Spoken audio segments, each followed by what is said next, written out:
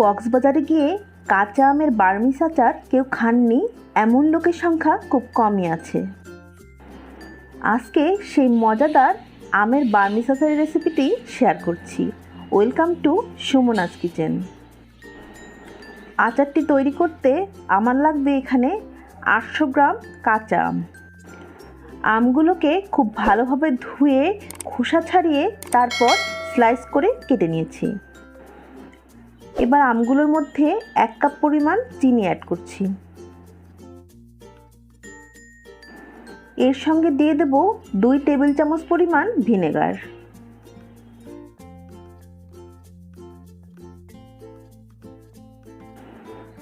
আমগুলোকে চিনি আর ভিনেগারের সাথে খুব ভালোভাবে মিশিয়ে নেব।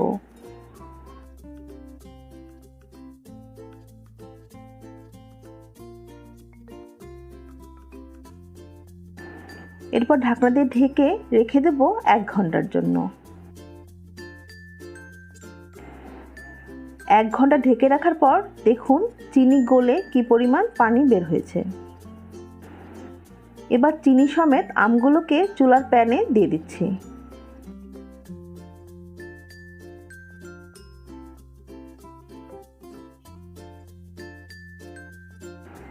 সামান্য পরিমাণ লবণ দিয়ে দিচ্ছি।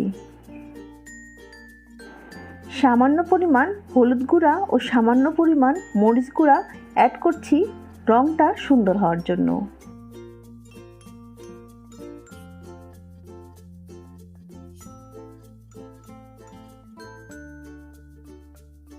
খুব হালকা হাতে নাড়িয়ে নিচ্ছি। আমগুলোকে খুব আস্তে আস্তে করে নেড়ে দিচ্ছি। নাড়ার কাজটা খুব হালকা হাতেই করতে হবে, আবার না নাড়লেও তলায় লেগে যেতে পারে।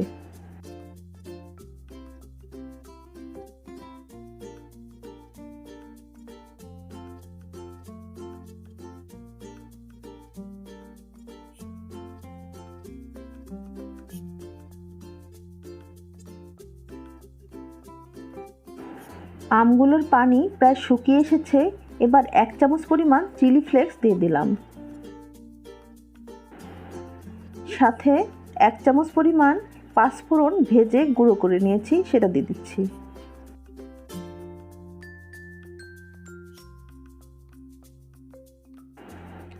এই পর্যায়ে নেড়েচেড়ে মশলার সাথে আমগুলোকে মিশিয়ে নেব এবং চুলার জালটা বন্ধ করে দেব।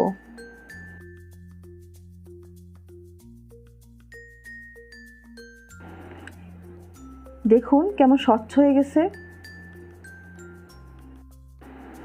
ঠান্ডা হওয়ার পর একটি সার্ভিং প্লেটে সার্ভ করে দিচ্ছি।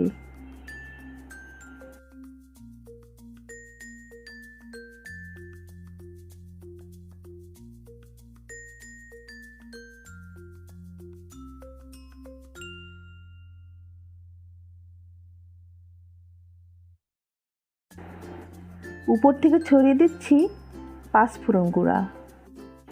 তৈরি হয়ে গেল ভীষণ মজাদার কাঁচা আমের বার্মিজ আচার। এই আচারটি আপনারা 1 বছর পর্যন্ত সংরক্ষণ করে খেতে পারবেন। ভিডিওটা আজকের মতো শেষ করছি।